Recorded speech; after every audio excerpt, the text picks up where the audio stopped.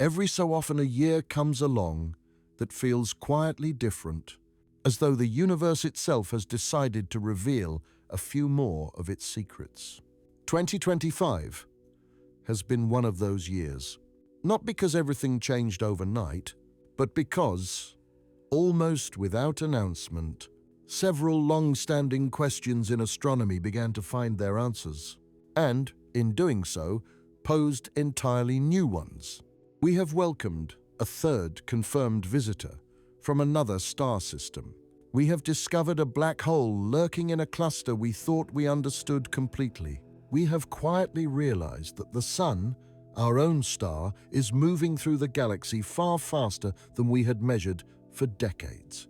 And, perhaps most tantalizing of all, we have found a small temperate world orbiting a quiet red dwarf just 18 light-years away, a planet that, until this year, had somehow escaped serious attention.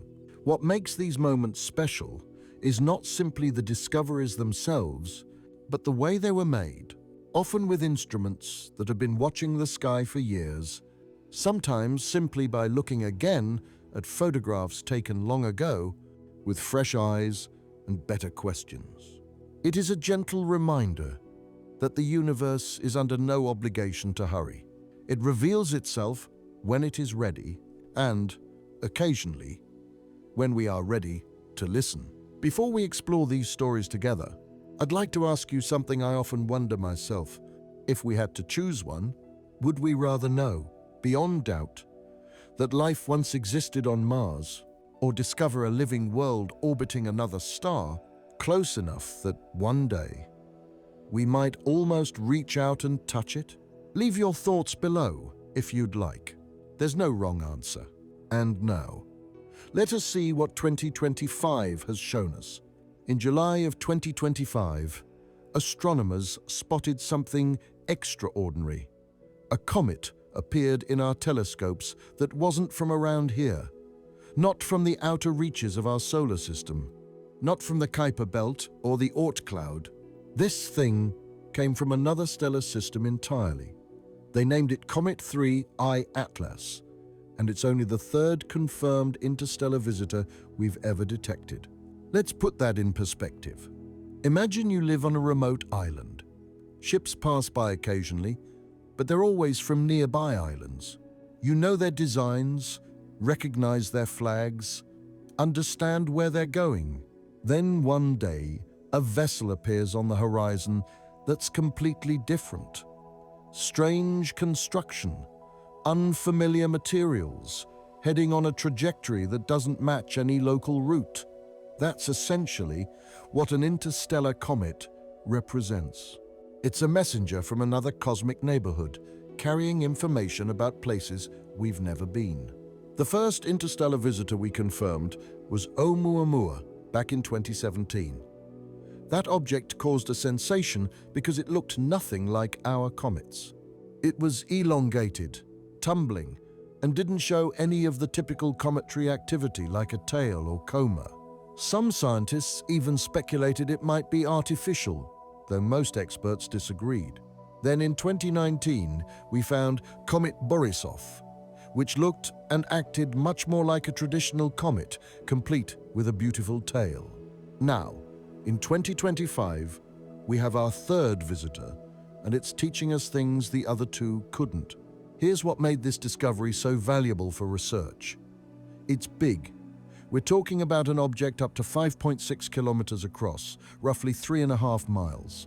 That's about the length of 56 football fields laid end to end. For comparison, Oumuamua was maybe a few hundred meters long, and Borisov was probably just over a kilometer.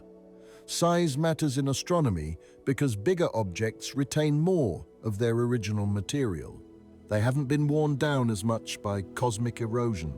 They're like older library books that have been checked out less often, so the pages are still readable. The Hubble Space Telescope got some incredible observations, and what it found was fascinating. The comet has extremely high carbon dioxide content. Now, you might wonder why that matters. Carbon dioxide isn't exactly rare in space. but the amount and type tells us about the conditions where this object formed. Think of it like analyzing someone's accent. The specific way they pronounce certain words tells you not just what country they're from, but sometimes even what city or neighborhood. The chemical composition is its accent, and it's telling us about the stellar neighborhood where it was born. What really excited scientists was determining the comet's age. Based on its composition and surface characteristics, this visitor is ancient, formed roughly when our own solar system came into being. But it formed somewhere else, around a different star, under different conditions. For eons, it's been traveling through the vast, empty regions between suns, in places where nothing much happens. Then, by pure chance, its path happened to intersect with our little corner of the galaxy. The timing was perfect for another reason. 3. I-Atlas reached perihelion in late 2025. Perihelion is the point in an orbit where an object comes closest to the Sun. For an interstellar visitor, this is the money shot. As it approaches the Sun, it heats up. Frozen gases vaporize. Material that's been locked away since the dawn of planetary formation suddenly becomes visible. It's like watching a time capsule open itself. Scientists from multiple space agencies coordinated their observations. The Hubble Space Telescope, the James Webb Space Telescope, ground-based observatories in Chile and Hawaii, even amateur astronomers with backyard telescopes contributed data. This multi-spacecraft and multi-telescope observation campaign wasn't just about getting pretty pictures. Each instrument sees different things. Hubble is great at visible light and ultraviolet. Webb specializes in infrared. Ground-based telescopes can track position changes over time. By combining all this data, astronomers could build up a complete picture of the visitor's trajectory, composition, structure, and activity level. It's like having multiple witnesses describe the same event from different angles. Each one sees something the others missed, and together they give you the full story. One of the key achievements was refining the comet's trajectory with extreme precision. This matters because if you know exactly where it came from, you can work backward and figure out which stellar system it originated from. Think of it as cosmic detective work. You've got a bullet, and you need to figure out which gun fired it and where that gun was located. Except the bullet has been flying for an incomprehensible span of time, and space isn't empty. Gravity from every star and planet it passed near would have nudged its trajectory slightly. You need incredibly precise measurements to work backward through all those influences. Early analysis suggested the comet might have come from a stellar system about 50 light-years away. Now, 50 light-years is actually pretty close in cosmic terms. The Milky Way galaxy is about 100,000 light-years across, so this visitor came from our general neighborhood. But even at its speed of several tens of kilometers per second, the journey would have taken longer than human civilization has existed. Longer than our entire species has walked the Earth. This cosmic wanderer was already traveling through space when dinosaurs roamed our planet. The chemical analysis revealed something else intriguing. Besides the high carbon dioxide content, the comet showed traces of complex organic molecules. Now, before anyone gets excited, organic molecules don't mean life. In chemistry, organic just means carbon-based compounds. But some of the molecules detected were fairly complex, the kind that could be building blocks for life under the right conditions. This raises interesting questions about how common these ingredients are throughout the galaxy. If an interstellar comet formed eons ago in a completely different stellar environment, contains similar organic compounds to what we find locally, it suggests that the raw materials for life might be pretty standard across the cosmos. There's also a practical reason why finding and studying these visitors matters. Right now, we're limited to studying our own solar system in detail and observing distant stellar systems only as points of light or, at best, fuzzy blobs. We can't yet send probes to other planetary systems. The nearest star is over 4 light-years away, and with our current technology, getting there would take thousands of years. But interstellar comets are samples from alien worlds that come to us. They're like cosmic care packages. Each one is a free sample from another neighborhood of the galaxy. The more of them we can find and study, the more we learn about the diversity of planetary systems across the Milky Way. Before 2025, scientists estimated that an interstellar object passes through the inner solar system about once a year. But we only started spotting them recently because our detection technology has improved. Oumuamua in 2017 was probably the first one we were capable of detecting. Borisov in 2019 confirmed these things are relatively common. And now our third discovery gives us a larger sample size. With 3 confirmed detections in 8 years, we're starting to get a sense of the population. Astronomers estimate there could be thousands of these objects passing through the outer solar system at any given time. We just can't see most of them because they're small and dark and far away. This discovery also validated the importance of rapid response networks in astronomy. When the comet was first spotted in July 2025, astronomers immediately recognized from its trajectory that it was likely extrasolar.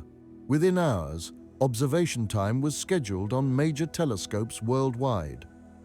Data was shared in real time. Researchers from dozens of countries collaborated instantly. This kind of quick coordination would have been impossible a decade or 2 ago. Now it's standard practice, and it allowed scientists to extract maximum value from a fleeting opportunity. Because that's the thing about interstellar visitors. They don't stick around. This one came in fast, swung around the sun, and headed back out into deep space. By early 2026, it will be too faint for even our best telescopes to observe. In a few decades, it'll be back in the vast emptiness between stars, and we'll never see it again. This was humanity's one shot to study this particular messenger from beyond our solar system. And thanks to the rapid response and international cooperation, we made the most of it. The discovery also sparked renewed discussion about potential missions to intercept future interstellar visitors. Several space agencies have proposed concepts for spacecraft that could be launched on short notice when a new extrasolar object is detected. These would be essentially emergency missions, designed to reach the visitor while it's still in our neighborhood and get close-up observations or even land on it. The engineering challenges are significant. You need a spacecraft that can be assembled and launched in weeks or months, not years. You need engines powerful enough to match velocity with an object traveling tens of kilometers per second. And you need instruments hardy enough to survive the harsh environment while gathering useful data. But the scientific payoff would be immense. Imagine if we'd been able to land a probe on this comet. We could have directly sampled its surface material, analyzed its internal structure, measured its composition with laboratory precision rather than telescopic observations. Every extrasolar object we've detected so far has taught us new things about chemistry and planetary formation beyond our own backyard. A dedicated mission to one of these visitors would be like going from reading about a foreign country in books to actually visiting it. The level of detail and understanding would jump exponentially. Looking forward, this discovery in 2025 will likely be remembered as the moment when interstellar objects moved from curiosities to legitimate targets of scientific inquiry. We now have enough data points to start making generalizations. We can begin to categorize these cosmic travelers. Some, like Oumuamua, are rocky and asteroid-like. Others, like Borisov and our latest find, are icy and comet-like. This suggests that other stellar systems have similar diversity to our own. They have rocky inner regions and icy outer regions. They have processes that occasionally kick objects out into the void, just like our solar system does. In fact, our own solar system probably contributes its fair share of interstellar wanderers. Gravitational interactions, particularly with Jupiter, occasionally fling comets and asteroids onto trajectories that send them out of our neighborhood entirely. These objects then become cosmic travelers, perhaps eventually passing through some alien planetary system in the distant future. Maybe somewhere out there, alien astronomers are observing one of our solar system's comets and puzzling over its composition, just like we're doing with our recent visitor. It's a humbling thought. We're not just observers of this cosmic exchange program, we're participants in it. In February of 2025, the James Webb Space Telescope spotted something no one had ever seen before: a new moon orbiting Uranus. They designated it S2025U1, following the standard naming convention for newly discovered satellites. This little moon is only about 10 kilometers or 6 miles across, which in cosmic terms is tiny. But its discovery tells us a lot about both Uranus and the capabilities of our most advanced space telescopes. Uranus is one of the ice giants in our solar system, and it's always been a bit mysterious. It's so far from Earth, over 2.8 billion kilometers or 1.7 billion miles at its closest approach, that detailed observations are challenging. We've only visited it once, briefly, when Voyager 2 flew past in 1986. That flyby gave us our only close-up look at the Uranian system. Voyager 2 discovered 10 new moons during its encounter, bringing the total to 15 at the time. Since then, ground-based and space-based telescopes have found more, and with this latest discovery, Uranus now has 29 known moons. You might wonder why Voyager 2 missed this particular moon during its flyby. The answer is simple. It's incredibly faint.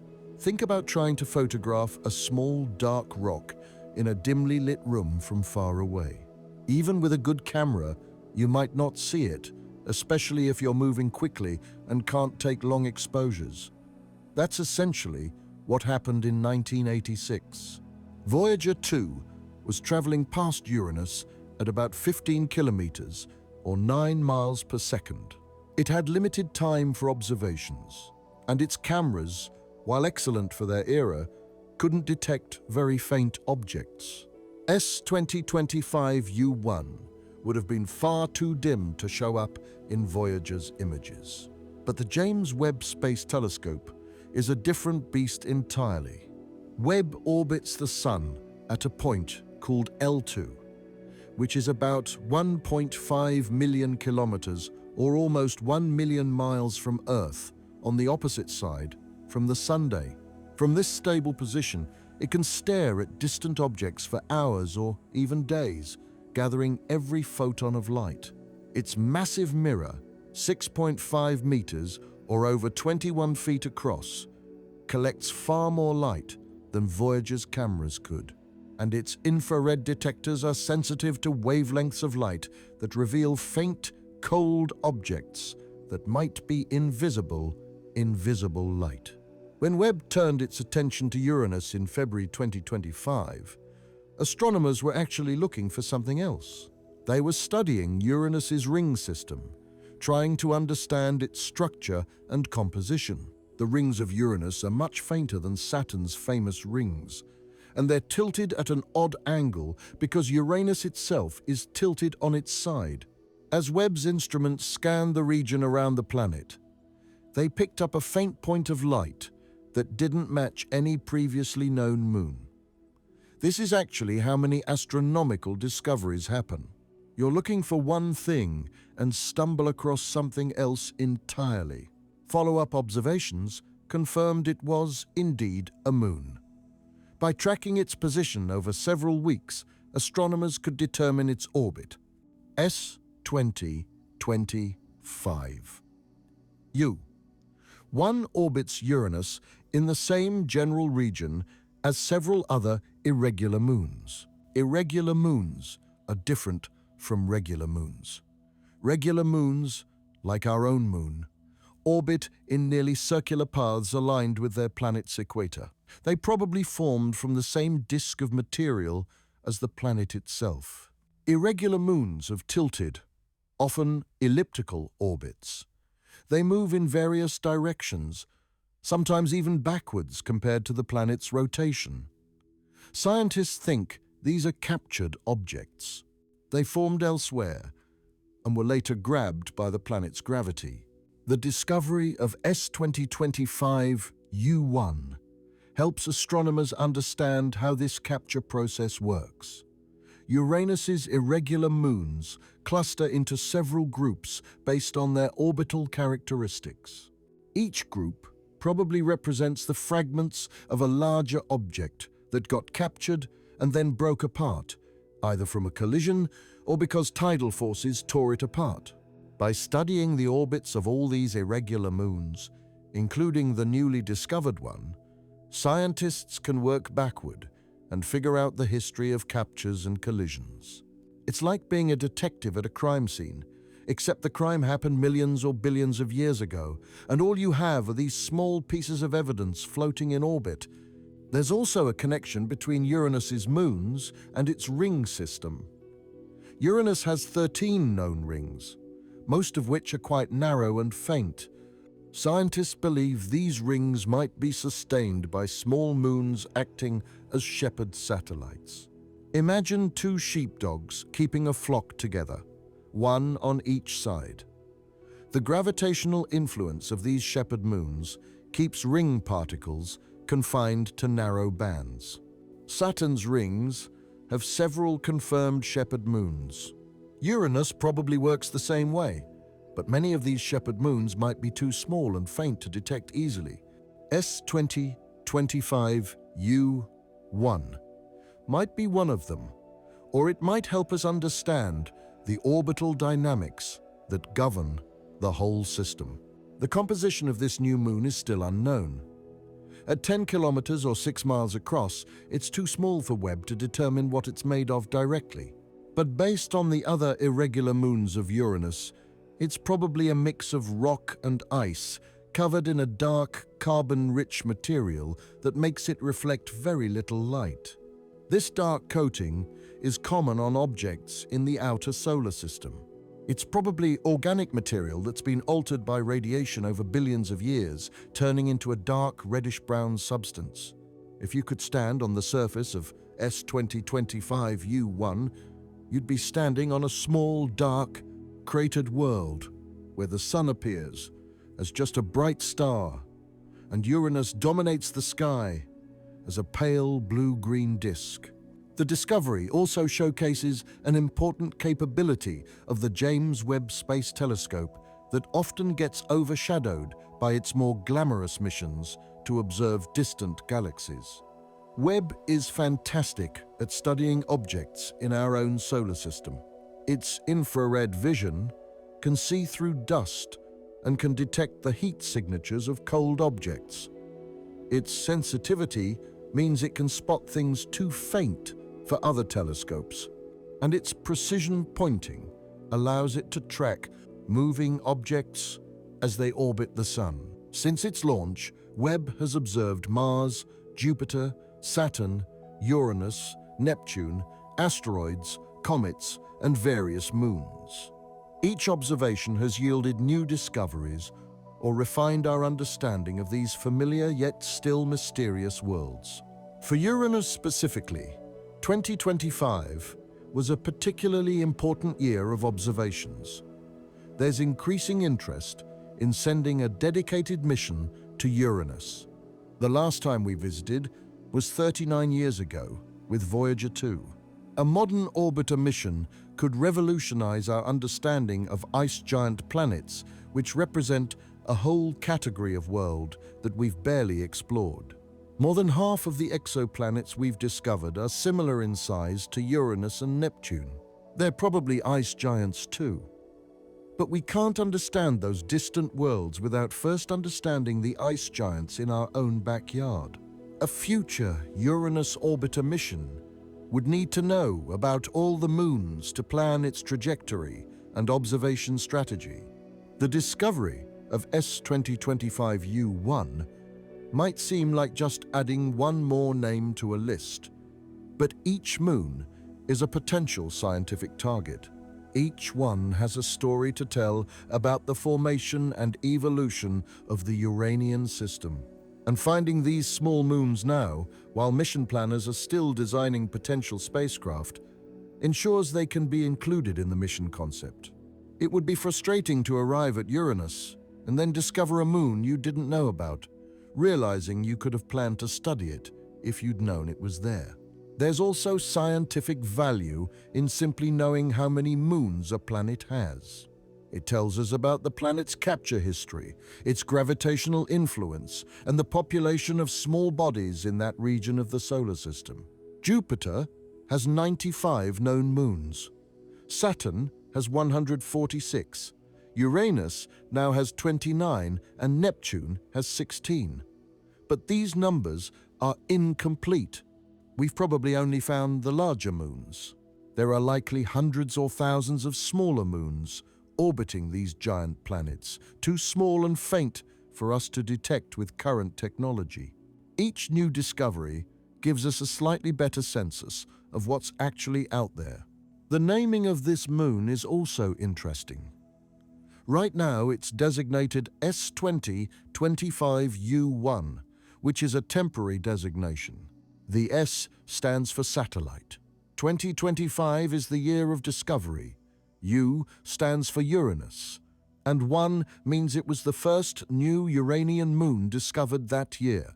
Eventually, if the orbit is confirmed and the moon is studied further, it will receive a permanent name. For Uranus, the convention is to name moons after characters from the works of William Shakespeare and Alexander Pope. So this little moon might eventually be called something like Ariel or Puck or Titania, except those names are already taken. It'll need to be a character that hasn't been used yet, probably from a lesser-known play or poem. Looking at the bigger picture, the discovery of S2025U1 represents a milestone in our exploration of the outer solar system. For decades, we've been finding new moons around Jupiter and Saturn because they're closer and easier to study. Discoveries around Uranus and Neptune are rarer. Each one requires cutting-edge technology and careful observation. The fact that Webb could spot this faint moon on what was essentially a routine observation of Uranus's rings shows just how powerful modern space telescopes have become. We're now able to study the outer solar system with a level of detail that was unimaginable even a decade ago. This discovery also reminds us that our solar system is still a place of exploration and discovery. We often think of space exploration as being about distant galaxies or searching for Earth-like exoplanets. But there's still so much we don't know about our own cosmic neighborhood. Every planet has secrets. Every moon has a story.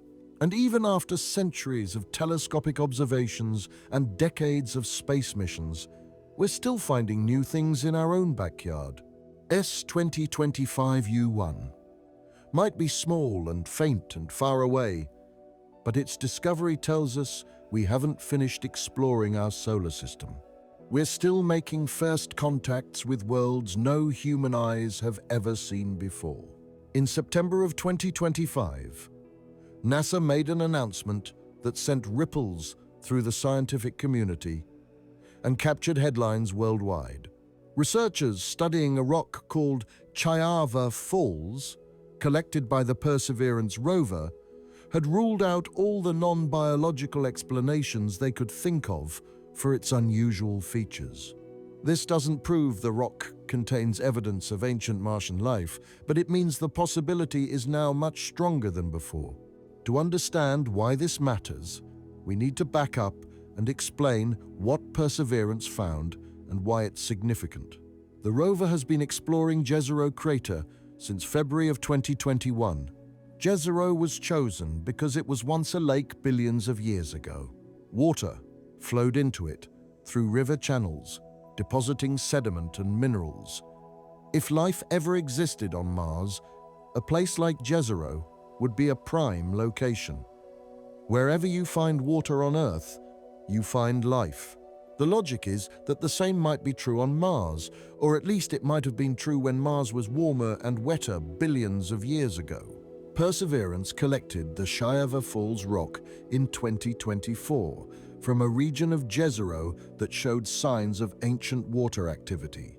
The rock itself is a fine-grained sedimentary rock, the kind that forms when tiny particles settle out of water.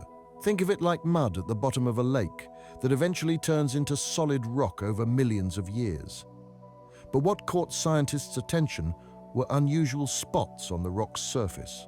These spots, which they nicknamed leopard spots because of their appearance, contain organic compounds surrounded by crystals that typically form in the presence of water. Now, organic compounds by themselves aren't evidence of life. Organic just means carbon-based, and carbon is common throughout the universe. Meteorites contain organic compounds. Comets contain them. You can make organic compounds through purely chemical processes without any biology involved. But the specific pattern in Shaiava Falls was intriguing. The organic compounds were concentrated in these spots, and the spots were surrounded by a white rim of minerals that usually form when water interacts with rock. The whole arrangement looked similar to some patterns on Earth that are created by microbes. The initial analysis in 2024 was cautious. Scientists found the rock interesting, but pointed out several ways these features could have formed without life. Maybe the organic compounds came from Martian meteorites that fell on the surface. Maybe chemical reactions in the rock created the pattern without any biology. Maybe it was some geological process we don't fully understand yet. Science requires ruling out all the conventional explanations before you start considering extraordinary ones. And ancient life on Mars would be pretty extraordinary. That's what made the September 2025 announcement significant. Researchers had spent over a year trying to explain Shaiava Falls through non-biological processes. They ran experiments. They created models. They consulted with geologists, chemists, and microbiologists. And one by one, the non-biological explanations started to fail. The organic compounds had a signature that didn't match typical Martian meteorites. The mineral patterns couldn't be easily explained by known chemical reactions. The arrangement of features seemed too organized to be random. To put this in perspective, imagine finding footprints in the forest. At first, you think maybe it's just an interesting pattern in the mud.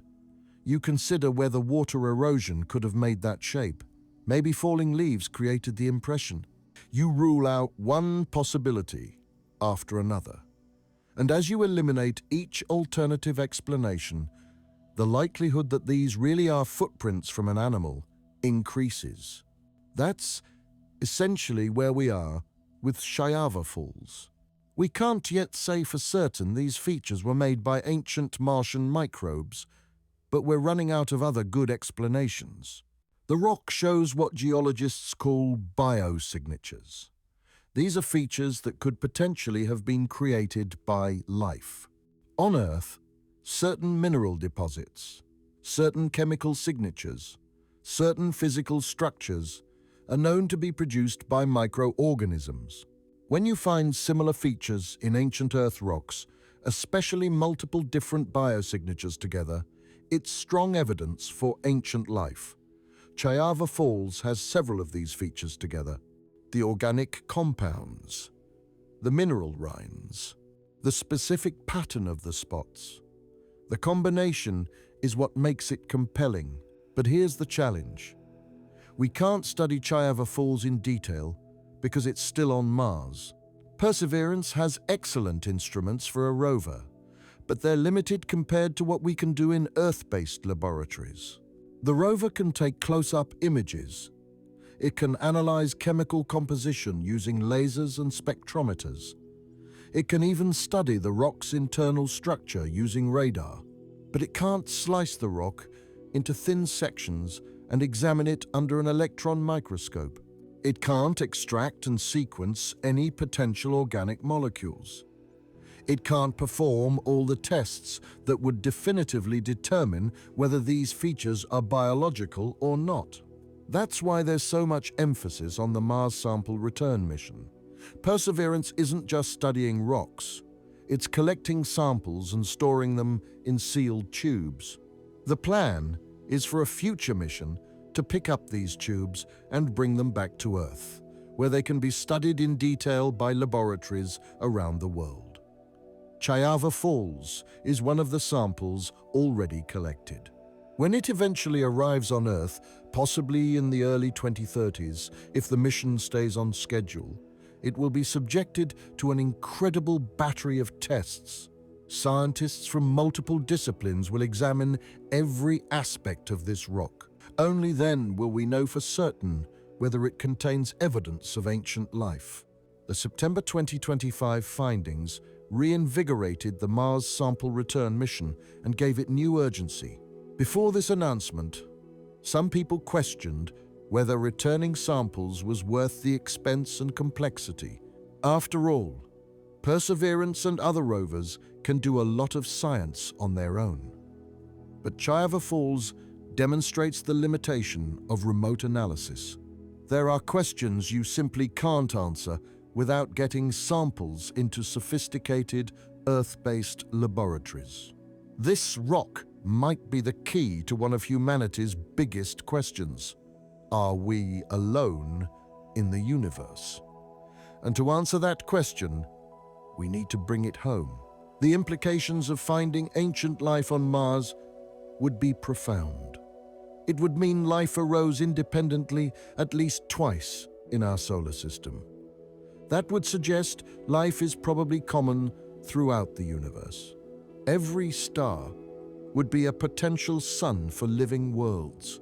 Every planet in the habitable zone would be a place where biology might emerge.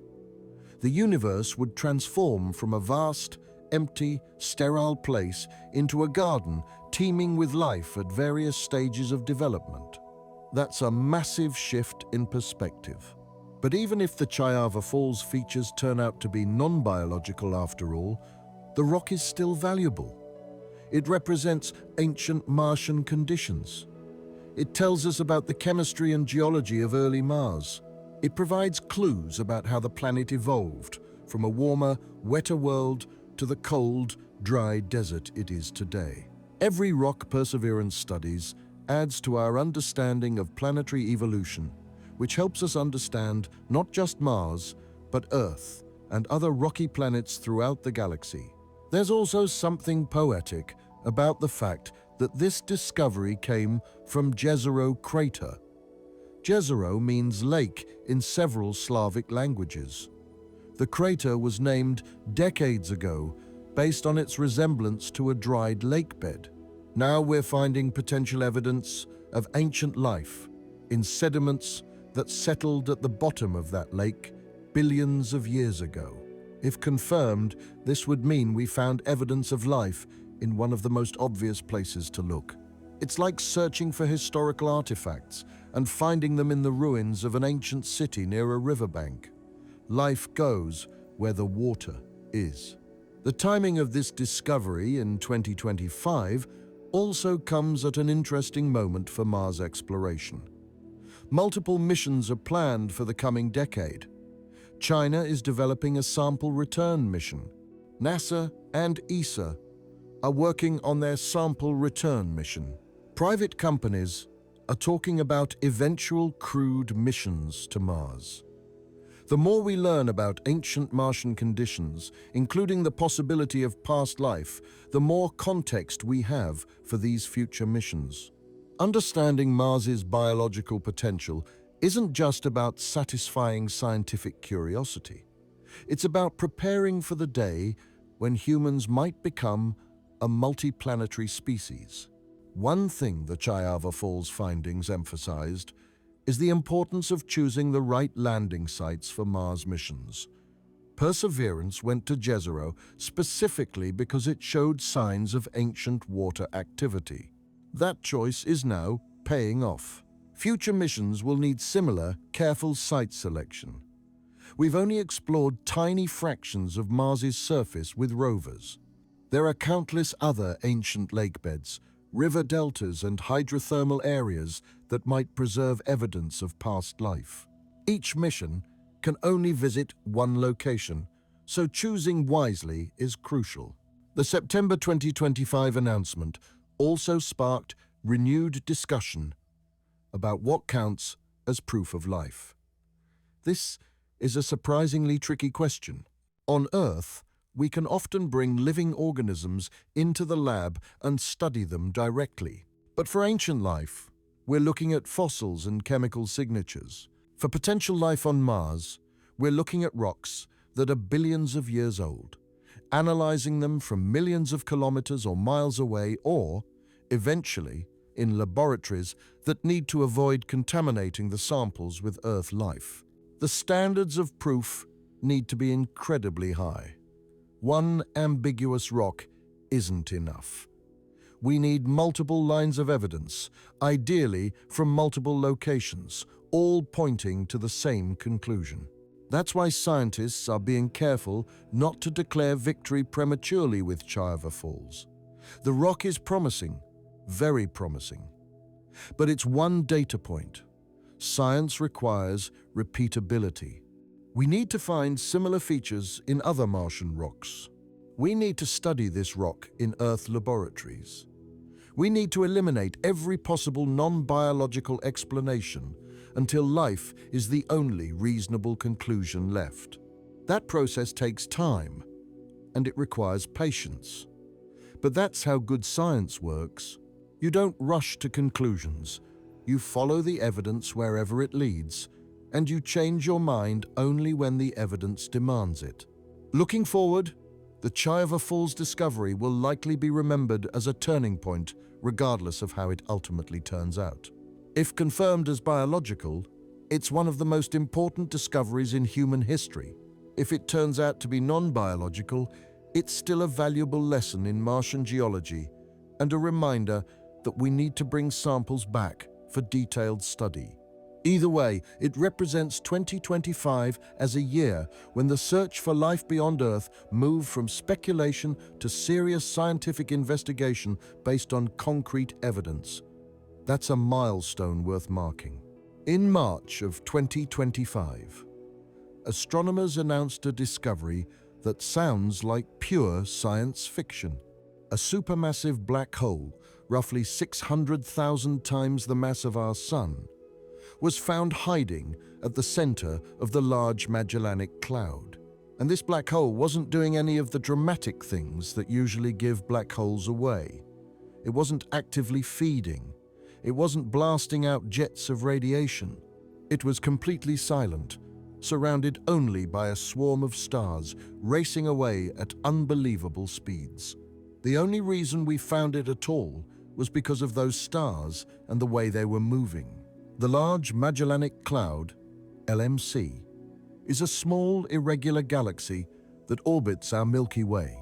From the southern hemisphere, you can see it with the naked eye as a faint, fuzzy patch in the constellations Dorado and Mensa. At about 160,000 light-years away, it's the closest full-fledged galaxy to us.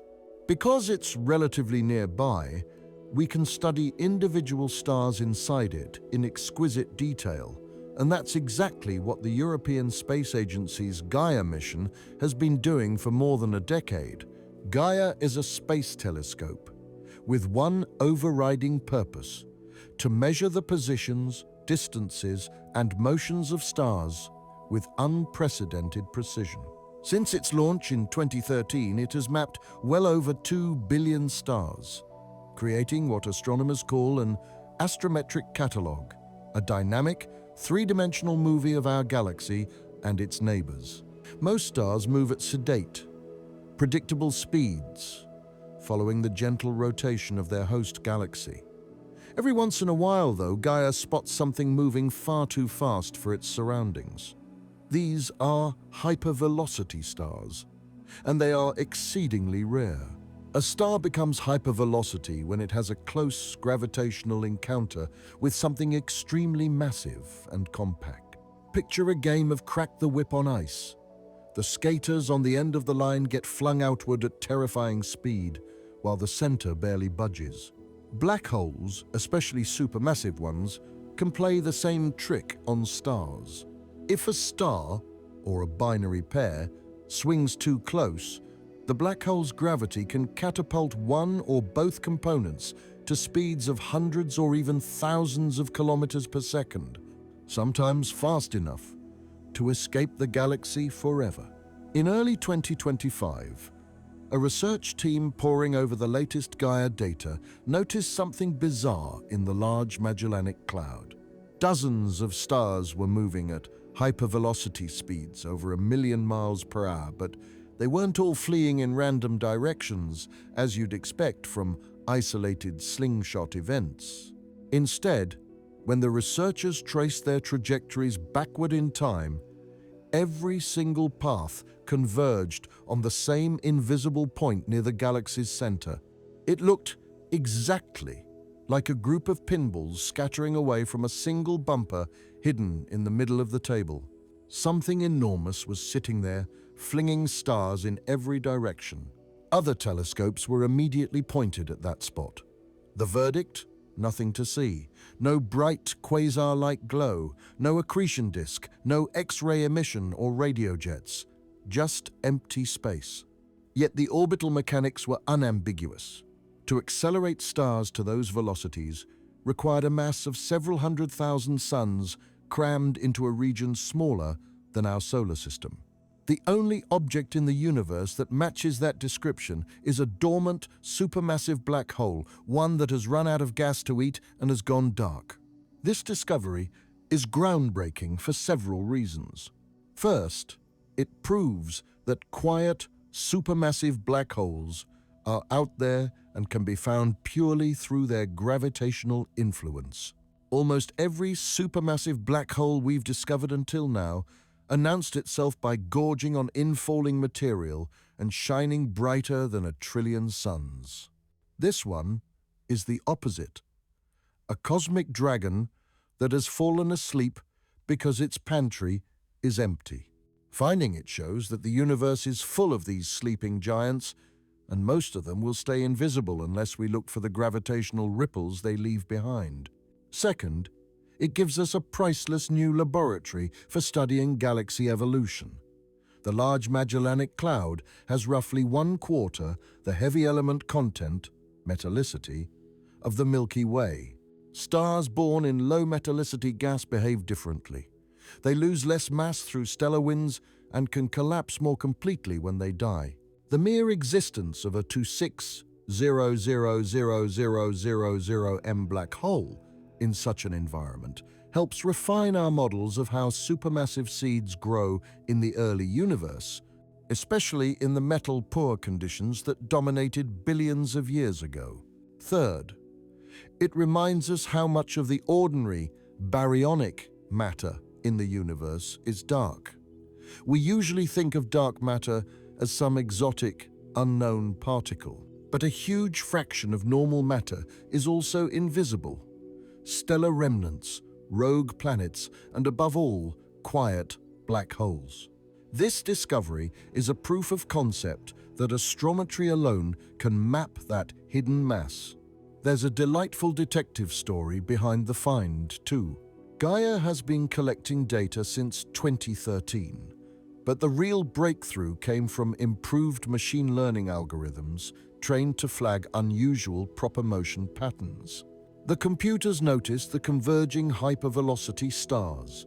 Humans did the follow-up and realized what they were looking at. This blend of big data and clever code is now the standard way major discoveries are made. Looking ahead, the LMC black hole is only the beginning. The Milky Way is currently devouring the Large Magellanic Cloud.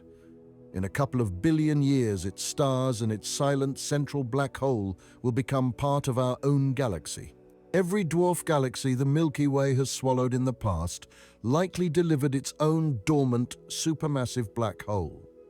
Over cosmic time, these quiet mergers are how today's giant galaxies assembled their central monsters.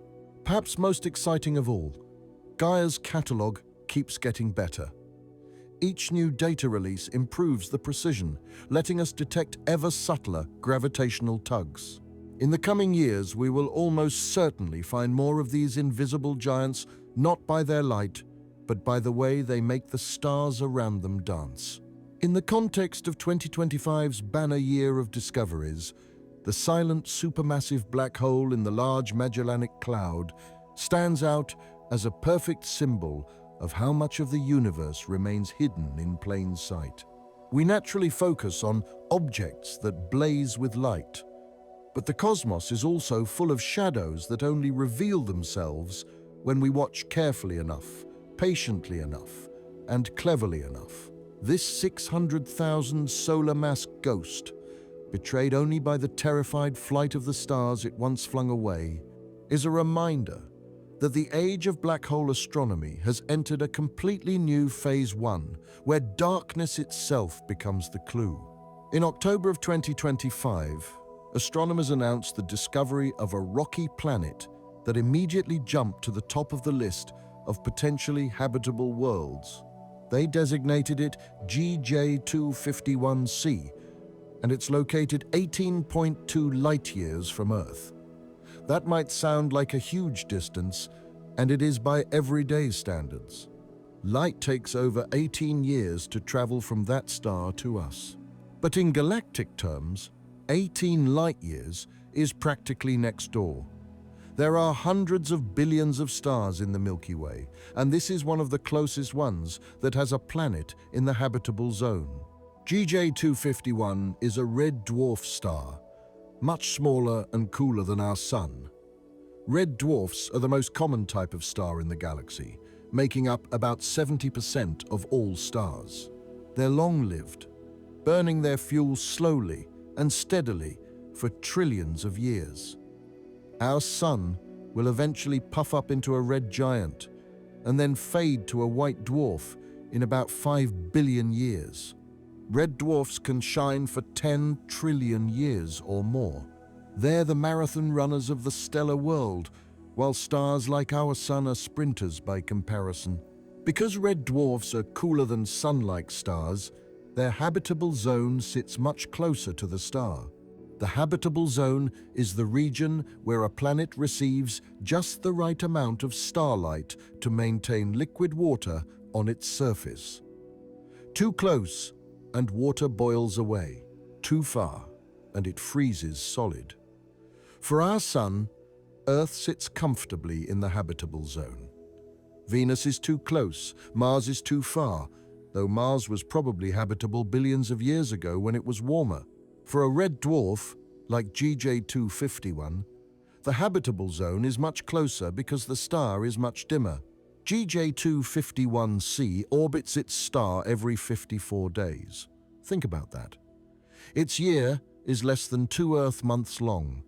It's so close to its star that it's probably tidally locked, meaning one side always faces the star while the other side is in permanent darkness, just like how our moon always shows the same face to Earth. This creates some interesting climate dynamics. The day side would be hot, constantly bathed in starlight. The night side would be freezing. But in between, in the twilight zone where day and night meet, conditions might be just right for liquid water to exist.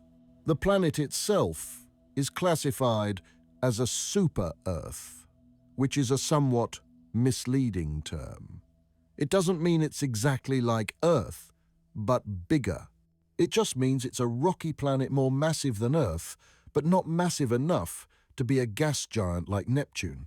GJ251c has about 4 times Earth's mass. This probably means it's larger than Earth and has stronger surface gravity. If you could stand on its surface, you'd weigh about 100 to 120% more than you do on Earth. That's enough to feel noticeably heavier, like carrying a heavy backpack, but not impossible to adapt to. The discovery came from a combination of ground-based observations and space telescope data. The planet was initially detected using the radial velocity method. This technique measures how a star wobbles as its planets orbit around it. Planets don't actually orbit around the center of their star. Both the planet and star orbit around their common center of mass, called the barycenter. For our solar system, the Sun wobbles slightly because Jupiter is so massive. This wobble is tiny but measurable. As the star moves toward us, its light shifts slightly toward the blue end of the spectrum. As it moves away, the light shifts toward red. By measuring these tiny shifts repeatedly over time, astronomers can detect planets and determine their mass and orbital period. GJ251c showed up as a periodic wobble in its star's motion with a 54-day pattern. Follow-up observations using different telescopes confirmed the signal. Then space-based observations helped characterize the planet further. By combining multiple detection methods and observation techniques, astronomers built up a detailed picture of this distant world. What makes GJ251c particularly exciting is its potential for atmospheric studies. At 18.2 light-years away, it's close enough that future telescopes might be able to analyze its atmosphere if it has one. When a planet passes in front of its star from our perspective, an event called a transit, starlight filters through the planet's atmosphere. Different molecules in the atmosphere absorb different wavelengths of light, creating a unique signature that we can detect with sensitive instruments. This technique has been used to study the atmospheres of hot Jupiter planets, which are easy targets because they're large and have thick atmospheres. But rocky planets are much harder because they're smaller and their atmospheres are thinner.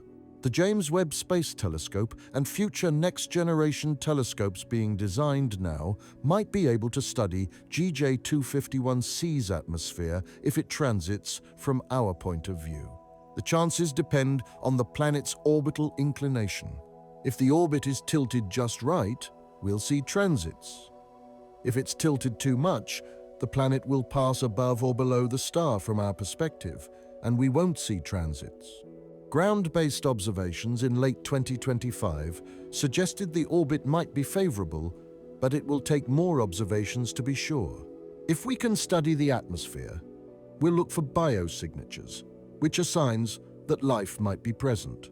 On Earth, oxygen is a biosignature. Our atmosphere contains 20% oxygen, and almost all of that comes from photosynthesis by plants and microorganisms. Without life constantly replenishing it, oxygen would react with rocks and other chemicals and disappear from the atmosphere within a few million years. So, if we found oxygen in the atmosphere of an exoplanet, especially combined with other gases like methane that don't naturally coexist in stable equilibrium, it would suggest something is producing those gases, that something could be life. Of course, we need to be careful about jumping to conclusions. There are non-biological ways to produce oxygen and other gases. Ultraviolet light from the star can split water molecules into hydrogen and oxygen. Volcanic activity can release various gases. Chemical reactions in the atmosphere can create complex mixtures, but the combination and proportions matter. Life produces specific patterns of gases that are hard to explain through non-biological processes alone. If we found those patterns on GJ251c, it would be incredibly strong evidence for extraterrestrial life. Even if the planet turns out to be uninhabited, studying it would still be valuable. Every exoplanet we can characterize in detail adds to our understanding of planetary diversity. We found thousands of exoplanets, but for most of them, We know only basic facts like their mass and orbital period. Detailed atmospheric studies are rare and precious. Each one teaches us something new about how planets form, how atmospheres evolve, and what factors make a planet habitable or inhospitable. Red dwarf planets like GJ251c are particularly interesting because they're so common. If we want to find life elsewhere in the galaxy, red dwarfs are where we should look just by statistics. There are so many of them, and many have rocky planets in their habitable zones. But red dwarfs also present challenges for life. They're prone to flares, sudden brightening events where the star's output can increase dramatically for minutes or hours. These flares release intense radiation, including ultraviolet and X-rays, that could sterilize a planet's surface. A planet orbiting a red dwarf would need a strong magnetic field to deflect this radiation, or a thick atmosphere to absorb it, or perhaps life might exist underground or in oceans where it's shielded from the surface radiation. The discovery of GJ251c in 2025 adds another nearby target to our growing list of potentially habitable worlds. Other nearby examples include Proxima Centauri b, the closest known exoplanet at just 4.2 light-years away, and the TRAPPIST-1 system, which has 7 rocky planets, 3 of which orbit in the habitable zone. Each of these systems is close enough that we might eventually send probes there, not with current technology, but perhaps within a few generations if we develop faster propulsion systems. There's something deeply compelling about finding potentially habitable worlds so close to home. It makes the universe feel less empty. It suggests that wherever we look, if we look carefully enough, we'll find places where life might exist or could exist. The universe is vast beyond comprehension, but it's also full of interesting places. And some of those places are close enough that we might actually visit them someday, not just with robots, but with humans. Imagine a future where we have telescopes powerful enough to actually image planets like GJ251c directly, not just detect them as wobbles in starlight or dips in brightness during transits, but actually see them as dots, or even resolve surface features. We're not there yet with current technology, but future space telescopes using techniques like star shades or interferometry might achieve it. We could watch weather patterns on these distant worlds. We could map their continents and oceans, if they have them. We could search for lights on the night side that might indicate technological civilization. The planets we're discovering now are setting the targets for decades of future observations and missions. In the context of 2025, GJ251c represents hope and possibility. Every year, we find more exoplanets. Every year, some of them are in habitable zones. But GJ251c is special because of its proximity, its size, and its potential for follow-up studies. It's not just another name in a catalogue. It's a world we might actually be able to study in detail and understand as a place rather than just a data point. And if we're incredibly lucky, it might be a place where life exists, proving once and for all that we're not alone in the universe. 2025 brought us a discovery that challenges everything we thought we knew about how black holes form. The James Webb Space Telescope confirmed an actively feeding supermassive black hole in a galaxy that existed just 570 million years after the Big Bang. To give you a sense of how mind-boggling that is, the universe is about 13.8 billion years old. This galaxy existed when the universe was only about 4% of its current age. It's like finding a fully grown tree in a field that was bare dirt just a few months ago. The galaxy itself, designated CANU CSLRDZ 8.6, is what astronomers call a mystery galaxy. These are extremely faint, distant objects that Webb has been spotting in deep field images. They're mysterious because they shouldn't exist, or at least they shouldn't exist in the form we're seeing them. Standard theories of galaxy and black hole formation predict a gradual process. First, small clouds of gas collapse under their own gravity. These form the first stars. The stars live, die, and explode as supernovae. Some collapse into black holes.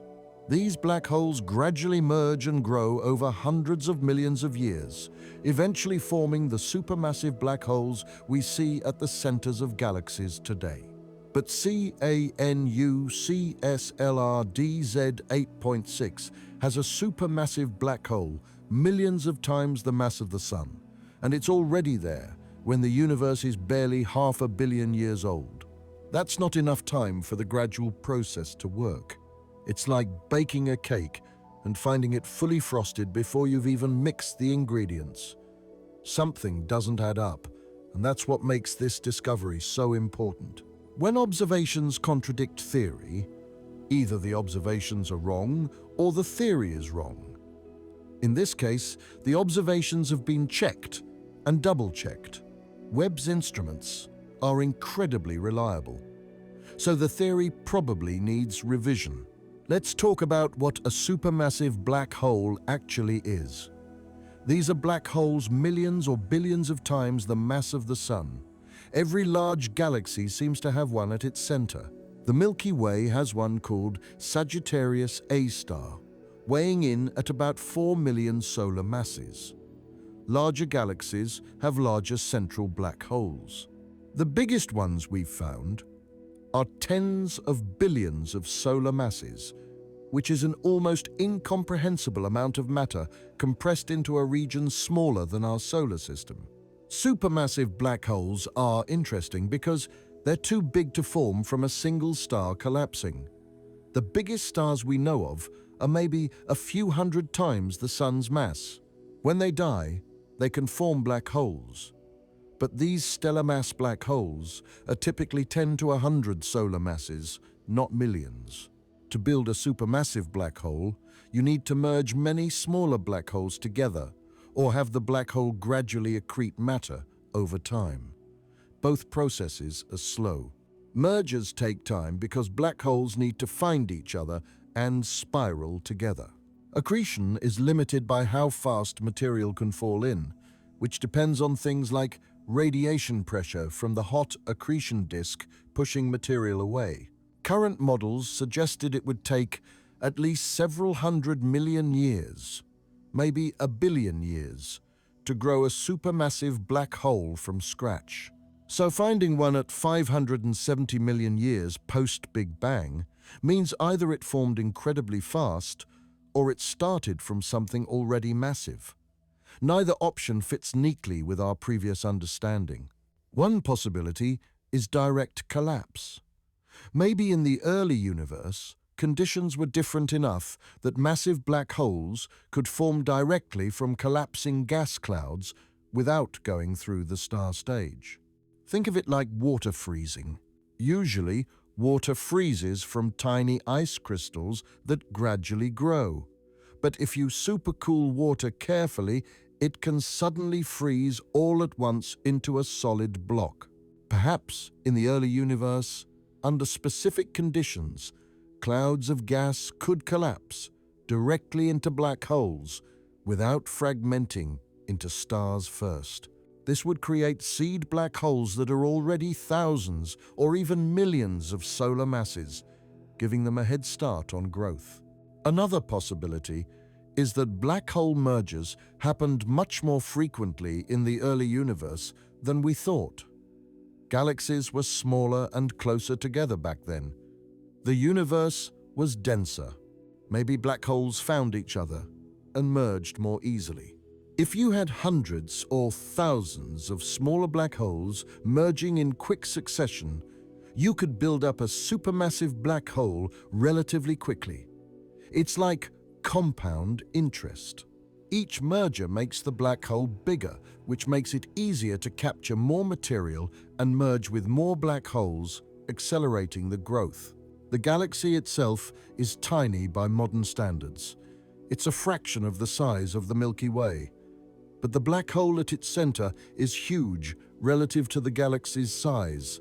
In modern galaxies, the central black hole typically contains about 0.1% of the galaxy's total mass. It's a significant component, but not dominant. In CANUCSLRDZ 8.6, the black hole might contain a much larger fraction of the total mass. It's like a small town with an enormous factory at its center. The proportions are all wrong by modern standards, but maybe that's normal for the early universe. This discovery connects to another puzzle about the early universe. Webb has been finding mature galaxies existing earlier than we expected. Large spiral galaxies, structured disks, organized star populations, all appearing when the universe was supposedly still in its chaotic youth. It's like finding a well-organized library in a newly constructed building. You expect to find boxes everywhere, construction materials, things half-finished. Instead, everything is neat and catalogued. It suggests the early universe was more organized than we thought, or structures formed faster than current models predict. One fascinating aspect of studying these early black holes is what they tell us about cosmic dawn. That's the period when the first stars and galaxies formed, lighting up the universe for the first time. Before cosmic dawn, the universe was dark. Hydrogen atoms filled space, but they were neutral and didn't emit light. As the first stars turned on, their radiation ionized the hydrogen, transforming it from neutral atoms into charged particles that interact with light differently. This period, called reionization, fundamentally changed the universe's appearance. Supermassive black holes contribute to reionization. When they actively feed, they emit enormous amounts of radiation. This radiation can ionize hydrogen across vast distances, creating bubbles of ionized gas expanding around each active black hole. Finding a big black hole so early means it was contributing to reionization earlier than we thought. It was one of the universe's first lighthouses, illuminating the darkness and transforming the space around it. The detection itself is impressive. CANUCSLRDZ 8.6 is incredibly faint and incredibly distant. To spot it, Webb used its deepest, most sensitive observing mode, staring at a tiny patch of sky for dozens of hours. The light from this galaxy has been traveling for over 13 billion years to reach us. When that light left the galaxy, the universe was less than 600 million years old. Earth didn't exist. The Sun didn't exist. The Milky Way as we know it didn't exist. We're literally looking back to a time before our cosmic neighborhood formed. The light itself is stretched by the expansion of the universe. This is called redshift. As the universe expands, the wavelengths of light get stretched longer, shifting toward the red end of the spectrum. For very distant objects, this shift is extreme. Light that was emitted in the ultraviolet gets stretched all the way into the infrared by the time it reaches us. That's why Webb is so crucial for these discoveries. It specializes in infrared observation, allowing it to see these extremely redshifted distant objects that are invisible to optical telescopes. The black hole in CANUCSLRDZ 8.6 isn't just sitting quietly, it's actively accreting, pulling in material from its surroundings. We can tell because it's emitting characteristic radiation patterns. As material spirals into a black hole, it heats up to millions of degrees. This hot material emits X-rays and other high-energy radiation. We can detect this radiation, redshifted into the infrared after billions of years of cosmic expansion. The specific patterns tell us not just that a black hole is there, but roughly how massive it is and how fast it's consuming material. This discovery will prompt a hunt for more such early black holes. If one exists at 570 million years post-Big Bang, there are probably others. Webb is still surveying the sky. Each deep field observation might reveal more of these mystery galaxies with unexpectedly massive black holes. Over the next few years, we'll build up a census of early universe black holes. That census will tell us how common they were, how they affected their environments, and whether our surprise at finding them reflects a real problem with our models or just incomplete observations. Late in 2025, the James Webb Space Telescope spotted something that shouldn't exist according to current galaxy evolution models. A massive spiral galaxy, complete with well-defined spiral arms and a structured disk, formed just 1.5 billion years after the Big Bang. They named it Alaknanda, after a river in India, and its very existence is forcing astronomers to reconsider how quickly galaxies can assemble themselves in the early universe. To understand why this is surprising, we need to talk about how galaxies form and evolve. Right after the Big Bang, the universe was a hot, dense soup of particles. As it expanded and cooled, matter clumped together under gravity. Small clumps merged into larger ones. Eventually, these became dense enough to start forming stars. The first galaxies were probably small, irregular clouds of stars without much structure. Over time, through mergers and internal evolution, these irregular galaxies developed into the structured spirals and ellipticals we see today. This process was thought to take time. Lots of time. Our Milky Way probably took several billion years to develop its current spiral structure. Other spirals we observe seem to have similar timescales. Spiral arms form when density waves move through the disk, concentrating stars and gas. This requires a stable, rotating disk, which itself requires the galaxy to have settled down from its chaotic formation process. Young galaxies should be messy. They're still merging with neighbors. Their orbits haven't settled. Their star formation is irregular. Structure and order come later, after billions of years of evolution. But Alaknanda throws a wrench in this timeline. It shows clear spiral structure in images captured by Webb. We're seeing it as it was 1.5 billion years after the Big Bang, which means the universe was less than 12 billion years younger than today. That might sound like a long time, but in galactic terms, it's early. It's like finding a mature oak tree just a few years after planting an acorn. The growth rate doesn't match expectations. The spiral arms are particularly puzzling. In modern spiral galaxies, these arms are regions where stars are currently forming. Gas and dust concentrate in the arms, creating conditions for star birth. The arms themselves aren't fixed structures. Stars move in and out of them as they orbit the galaxy's center. The arms are more like traffic jams on a highway. The cars move through, but the jam itself persists in roughly the same location. This kind of structure requires specific conditions. You need a rotating disk. You need density waves propagating through that disk. You need enough time for the waves to organize into coherent patterns. Alaknanda has all of this despite being formed so early. Its disk rotates. Its spiral arms show regions of active star formation. Its structure looks remarkably similar to modern spirals like our Milky Way, just smaller and younger. It's essentially a mature galaxy, appearing at a time when most galaxies should still be in their awkward, adolescent phase.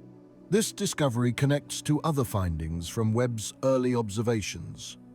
Since it started operating, Webb has consistently found more structure and organization in the early universe than expected. Large galaxies appeared earlier. Stars formed faster. Black holes grew bigger sooner. Each individual discovery is surprising, but together they paint a coherent picture. The early universe was simply more efficient at organizing itself than our models predicted. One possible explanation involves dark matter. We don't know what dark matter is, but we know it's there because of its gravitational effects. Dark matter doesn't interact with light, so we can't see it directly. But it interacts with regular matter through gravity. In fact, there's about 5 times more dark matter than regular matter in the universe.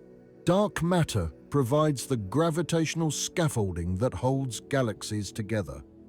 It's like the invisible framework inside a building. You don't see it, but it's supporting everything. Maybe dark matter behaved differently in the early universe, or maybe its distribution was different.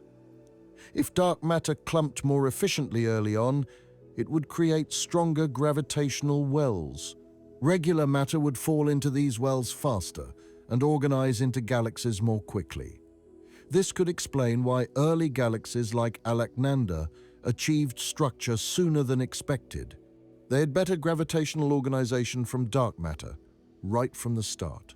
In April of 2025, NASA's Lucy spacecraft made history by flying past an asteroid named Donald Johanson. This wasn't Lucy's main mission target, but it was a crucial test flight and an opportunity to study a main belt asteroid up close for the first time in this mission. What the probe saw has given scientists valuable insights into the early solar system and raised intriguing questions about asteroid evolution. First, let's talk about Lucy's mission. It's named after the famous human ancestor fossil, Lucy, discovered in Ethiopia in the 1970s. That fossil revolutionized our understanding of human evolution. NASA's Lucy spacecraft aims to do something similar for solar system evolution by studying the Trojan asteroids. These are asteroids that share Jupiter's orbit, clustering in 2 groups, one ahead of Jupiter and one behind it, trapped in gravitationally stable points. Think of them as Jupiter's cosmic entourage, following it around the Sun. The Trojan asteroids are interesting because they're primitive. They formed in the outer solar system and have been relatively undisturbed for billions of years. They're time capsules from the solar system's formation. By studying them, we can learn about the conditions and materials present when the planets were forming. Lucy will visit multiple Trojan asteroids over the next several years, gathering data on their composition, structure, and history. But before visiting the Trojans, Lucy needed to fly through the main asteroid belt, the region between Mars and Jupiter where millions of asteroids orbit the Sun. The mission designers decided to take advantage of this passage by doing a flyby of a main belt asteroid named Donald Johanson. This served as both an engineering test of Lucy's instruments and a scientific opportunity to study a main belt object in detail. Donald Johanson is named after Donald Johanson, the paleoanthropologist who discovered the Lucy fossil. The naming is fitting given the mission's theme. The asteroid itself is relatively small, just a few kilometers or miles across. Before Lucy's flyby, we knew almost nothing about it beyond its orbit. We had some vague ideas about its size and brightness from telescope observations, but no real details. Main belt asteroids are numerous, and most of them are essentially unknown. We've catalogued their orbits, but only a handful have been visited by spacecraft. Lucy approached Donald Johanson at a relative speed of about 5 kilometers or 3 miles per second. At that speed, the encounter was over in minutes. But Lucy's cameras and instruments captured hundreds of images and measurements as it flew past. What those images revealed was fascinating. Donald Johanson has a distinctive peanut shape. It's what astronomers call a contact binary or a close binary. This means it's either 2 objects barely touching each other or 1 object with a very deep waist in the middle. Imagine 2 balls of clay pressed together. That's roughly what Donald Johanson looks like. This shape tells us something about the asteroid's history. It either formed from 2 separate asteroids that collided gently and stuck together, or it's a single object that's been heavily modified by collisions and rotational effects. Many small asteroids have irregular shapes because they're too small for gravity to pull them into spheres. Earth is round because its gravity is strong enough to overcome the strength of rock, pulling everything into the most compact shape possible, which is a sphere. But asteroids are small. Their gravity is weak. Rock strength dominates over gravitational pull. So asteroids can have all sorts of weird shapes, elongated, irregular, peanut-shaped. Their shapes are determined by how they formed and what collisions they've experienced. The images also showed craters on Donald Johansson's surface. Craters form when smaller objects impact at high speed. Each crater represents a collision event. By counting craters and measuring their sizes, scientists can estimate how old a surface is. More craters mean older surface, because it's been sitting around getting hit for longer. Fewer craters mean younger surface, either because the object formed recently or because something erased the old craters, like volcanic activity or a major collision that resurfaced the asteroid. In early 2025, astronomers finally solved a long-standing mystery about one of the night sky's most famous stars. Betelgeuse, the bright red supergiant marking Orion's shoulder, has a companion star. For years, scientists suspected this might be the case, but confirmation came from combined observations by the James Webb Space Telescope and the International Gemini Observatory. They even gave the companion a nickname, Beetlebuddy. Betelgeuse is special for several reasons. It's one of the brightest stars in the night sky, easily visible to the naked eye. It's also huge. If you placed Betelgeuse where our Sun is, its surface would extend past Mars's orbit. We're talking about a star so large that you could fit more than 1 billion suns inside it. It's a red supergiant, which means it's in the late stages of its life. Betelgeuse started as a massive blue star, probably around 20 times the Sun's mass. It burned through its hydrogen fuel relatively quickly compared to smaller stars. Now it's fusing heavier elements in its core, while its outer layers have expanded and cooled, giving it that distinctive red color. Betelgeuse is also famous for being variable. Its brightness changes over time, sometimes significantly. Most of the time, these changes follow predictable patterns, cycles of dimming and brightening that last months or years. But occasionally, Betelgeuse does something unusual. In 2019 and 2020, it underwent what became known as the Great Dimming. It dropped to about 1/3 of its normal brightness, becoming noticeably fainter even to casual observers.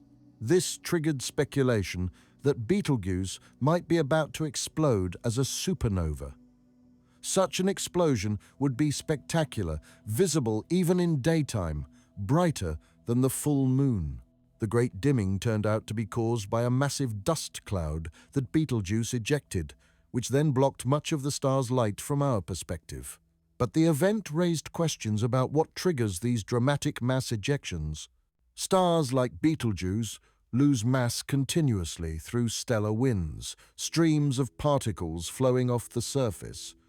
But sometimes they eject huge amounts of material all at once.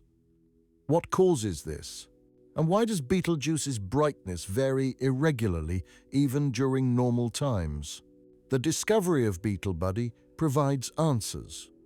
The companion is a B-type star, meaning it's hot, blue-white, and massive. Initial estimates suggest it's between 10 and 15 solar masses, which makes it a heavyweight star in its own right, though tiny compared to Betelgeuse. Beetlebuddy orbits Betelgeuse every few centuries.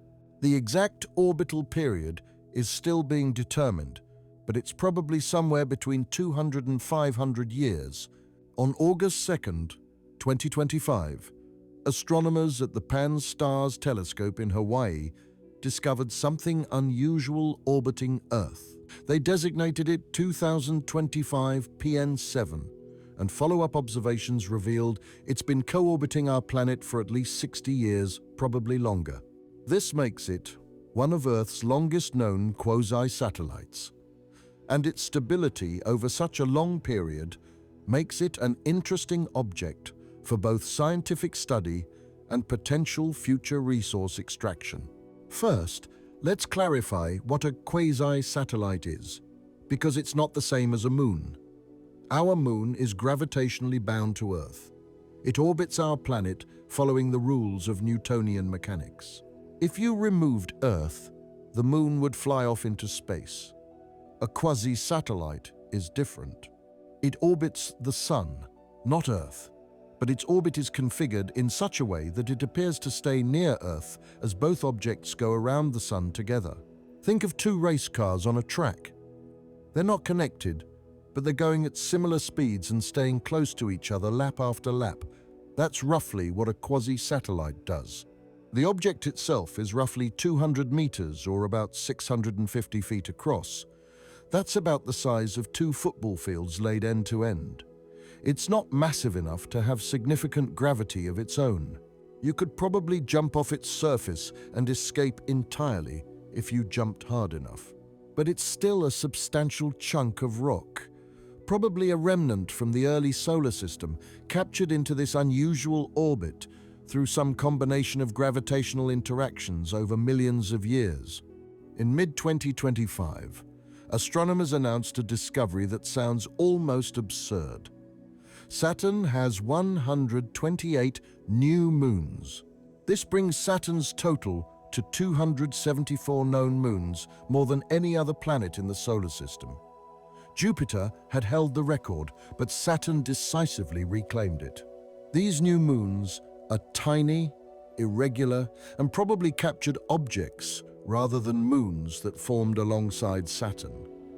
But they tell us a lot about the planet's history and the early solar system's dynamics. Before we dive into the details, let's establish what we mean by a moon. There's no official minimum size for a moon. If an object orbits a planet and is gravitationally bound to it, it's technically a moon. Saturn's rings are made of countless ice particles, each orbiting the planet, but we don't call each ice particle a moon because they're too small. The new discoveries are objects ranging from 1 to 10 kilometers, or about half a mile to 6 miles across.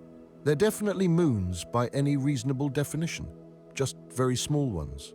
These moons are irregular, which is a technical term in planetary science.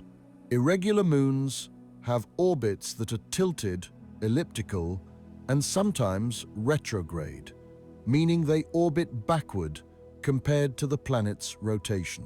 This is different from regular moons like our moon, or Saturn's major moons like Titan and Enceladus. Regular moons have circular orbits aligned with the planet's equator, and they formed from the same disk of material that created the planet. Irregular moons formed elsewhere and were later captured by the planet's gravity. In November of 2025, radio galaxy surveys using the low-frequency array and other instruments delivered a stunning revelation. Our solar system is moving through the universe at over 1,000 kilometers, or 620 miles per second. That's 3 times faster than the standard model predicted. This discovery came from measuring our motion relative to the cosmic microwave background, the faint glow of radiation left over from the Big Bang that fills all of space. Think about what this means. Right now, as you're reading this, you're on Earth. Earth is orbiting the Sun at about 30 kilometers or 18 miles per second. The Sun is orbiting the center of the Milky Way at about 220 kilometers or 137 miles per second.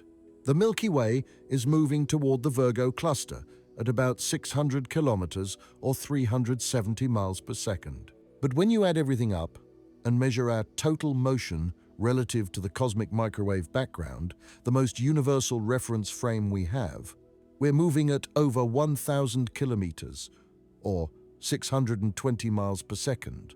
That's about 0.3% of the speed of light. The standard cosmological model, based on what we know about the universe's expansion and the distribution of matter, predicted we should be moving at about 370 kilometers or 230 miles per second. Finding that we're actually moving 3 times faster means something is wrong with our understanding. Either there's more matter pulling on us than we thought, or dark energy behaves differently than expected, or there are large-scale structures in the universe that we haven't fully accounted for. This measurement came from observing thousands of distant radio galaxies.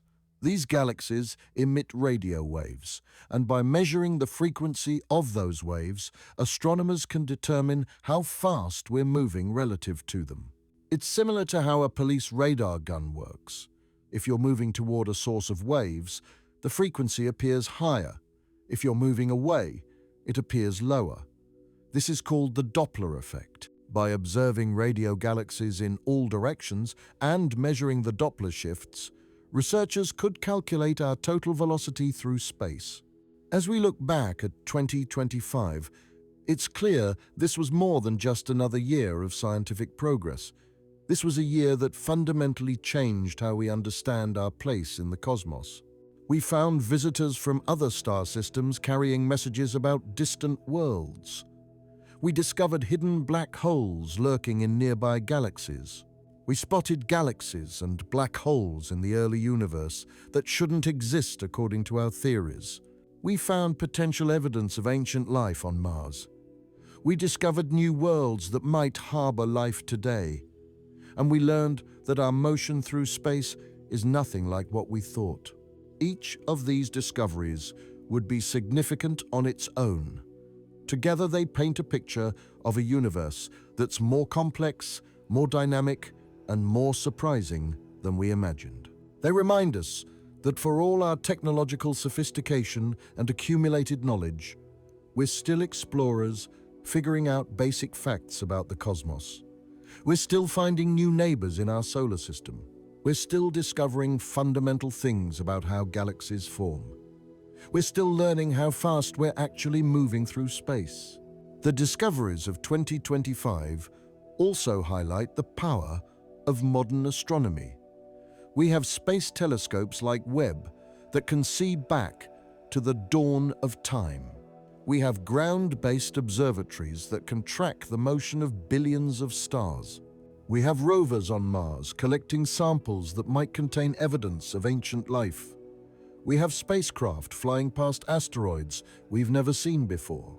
And we have computers that can process mountains of data, finding patterns that human eyes would never catch. But perhaps most importantly, 2025 showed us that the universe still has secrets. Despite centuries of scientific inquiry, despite all our instruments and theories, the cosmos can still surprise us. It can still show us things we didn't expect, things that challenge our understanding, things that force us to rethink our models and revise our textbooks. And that's not a failure of science. That's what makes science exciting. Every answer leads to new questions. Every discovery opens new avenues of exploration. The interstellar comet 3I Atlas reminded us that we're part of a galactic ecosystem exchanging material with other star systems. The silent black hole in the Large Magellanic Cloud showed us that much of the universe is hidden in darkness, waiting to be revealed by clever observations. The early universe discoveries from Webb demonstrated that cosmic history is more compressed than we thought, with structures forming faster and earlier than our models predicted. The potential biosignatures in the Chiava Falls rock brought us closer to answering one of humanity's oldest questions: are we alone? Even if those features turn out to be non-biological, the fact that we're seriously investigating Martian rocks for signs of ancient life shows how far we've come. We're not just speculating about extraterrestrial life anymore. We're collecting data, running experiments, ruling out alternative explanations. We're doing real science on one of the most profound questions we can ask. The discovery of GJ251c and other nearby potentially habitable worlds gives us targets for future study. These aren't just abstract concepts anymore. They're real places, orbiting real stars, places we might someday visit, or at least study in detail. Every new exoplanet discovery brings us closer to understanding how common habitable worlds are in the galaxy. And if habitable worlds are common, then life might be common too. The findings about our solar system's motion through space remind us that even basic facts about our cosmic environment can be wrong. We thought we knew how fast we were moving. We were off by a factor of 3. What else might we be wrong about? That uncertainty isn't disturbing. It's liberating. It means there's still so much to discover, so much to learn, so many surprises waiting in the data. 2025 was a year when technology, timing, and human curiosity aligned to produce an extraordinary harvest of discoveries. But it's not an endpoint. It's a beginning. Each discovery opens new lines of inquiry. The interstellar comet prompts plans for intercept missions. The early universe findings drive new observations with Webb. The Mars biosignatures accelerate sample return efforts. The nearby exoplanets become targets for atmospheric studies. The motion measurements spur revised cosmological models. In the decades to come, we'll look back at 2025 as a pivotal year, not because it answered all our questions, but because it asked new ones. Not because it solved the mysteries of the cosmos, but because it revealed mysteries we didn't know existed. That's how science progresses. Not in a straight line toward complete understanding, but in a branching network of questions and discoveries, each one leading to new territories to explore. The universe is vast, complex, and beautiful. It's full of wonders we're only beginning to comprehend. And if 2025 taught us anything, it's that no matter how much we learn, there's always more to discover. The cosmos will never stop surprising us, and that's exactly how it should be. There's also a connection to gravitational waves. When black holes merge, they send out ripples in space-time that we can detect as gravitational waves. Current detectors, like LIGO and Virgo, detect stellar mass black hole mergers. Future space-based detectors, like LISA, will detect supermassive black hole mergers. If the early universe was full of merging black holes building up into supermassive ones, there should be a background hum of gravitational waves from all these ancient mergers. Detecting that hum would provide independent confirmation of the merger scenario and tell us about the early universe's dynamics in a completely different way. In the broader context of 2025 discoveries, the CANU CSLRDZ 8.6 black hole stands out because it pushes our knowledge back to the earliest times. Most of the year's discoveries were about our solar system or relatively nearby parts of the galaxy. This one takes us to the edge of observable history, to a time when the universe was fundamentally different. It reminds us that our theories aren't complete. There are still surprises waiting in the data. And sometimes the biggest surprises come from places so distant we can barely see them, places that existed before most of the cosmic story had unfolded. Finding them and understanding them means rewriting the beginning chapters of the universe's history, adding details and revising plot points we thought we had figured out. There's also a connection to gravitational waves. When black holes merge, they send out ripples in space-time that we can detect as gravitational waves. Current detectors, like LIGO and Virgo, detect stellar mass black hole mergers. Future space-based detectors, like LISA, will detect supermassive black hole mergers. If the early universe was full of merging black holes building up into supermassive ones, there should be a background hum of gravitational waves from all these ancient mergers. Detecting that hum would provide independent confirmation of the merger scenario and tell us about the early universe's dynamics in a completely different way. In the broader context of 2025 discoveries, the CANU-CSLRDZ 8.6 black hole stands out because it pushes our knowledge back to the earliest times. Most of the year's discoveries were about our solar system or relatively nearby parts of the galaxy. This one takes us to the edge of observable history, to a time when the universe was fundamentally different. It reminds us that our theories aren't complete. There are still surprises waiting in the data. And sometimes the biggest surprises come from places so distant we can barely see them, places that existed before most of the cosmic story had unfolded.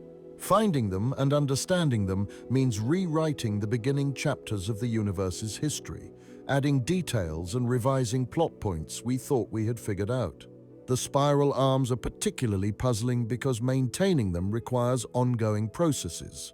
In a mature galaxy, like the Milky Way, spiral arms persist because density waves continuously compress gas and trigger star formation.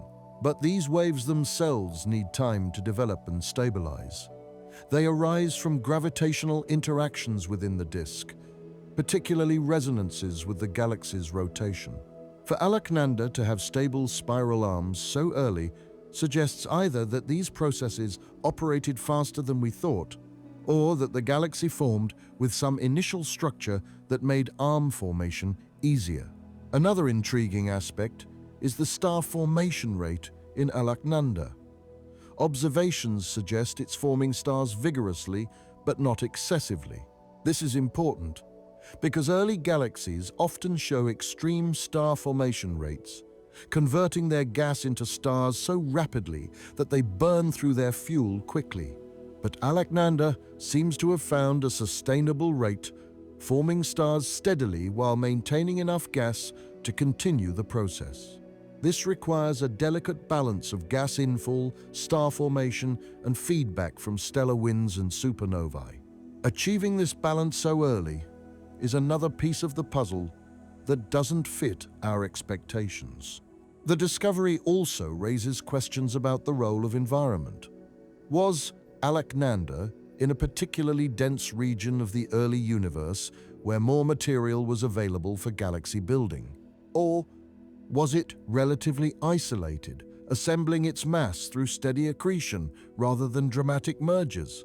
Future observations might answer these questions by mapping the region around Alaknanda, looking for other galaxies or gas clouds that might have interacted with it during its formation. For theorists, Alaknanda represents a challenge and an opportunity. A challenge because it doesn't fit current models, forcing revisions to our understanding of galaxy formation. An opportunity because it provides a clear target for testing new ideas.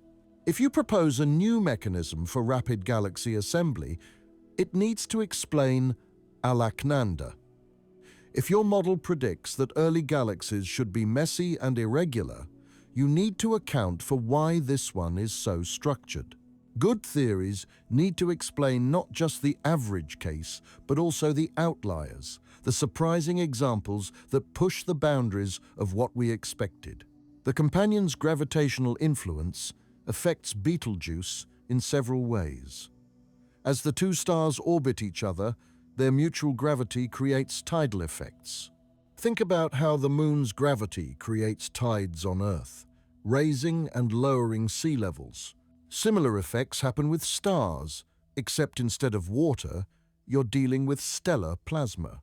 These tidal effects can trigger instabilities in Betelgeuse's outer layers, causing it to eject material irregularly. This explains some of the brightness variations and could have contributed to the Great Dimming event. Binary star systems are actually quite common. More than half of stars form in binary or multiple star systems. Our Sun is unusual for being alone. Most stars have companions. But for many years, We didn't know if Beetlejuice was binary because the companion is so close to the bright supergiant that it gets lost in the glare. It's like trying to spot a candle next to a searchlight. The companion's light is overwhelmed by Betelgeuse's brightness. Webb and Gemini managed to detect Beetlebuddy by using special techniques to block out Betelgeuse's light. Webb used its coronagraph, an instrument that creates an artificial eclipse by blocking the star's center. This is like using your hand to block the sun so you can see faint objects near it. With Betelgeuse's overwhelming light blocked, Beetlebuddy became visible as a separate point of light orbiting nearby. Gemini provided ground-based confirmation using adaptive optics, a technology that corrects for atmospheric blurring in real time, creating images almost as sharp as space telescopes can achieve. The confirmation that Betelgeuse is binary has implications for understanding supernova explosions. When Betelgeuse eventually explodes, and it will eventually, though we don't know if that's tomorrow or 100,000 years from now, the presence of a companion might affect the explosion dynamics.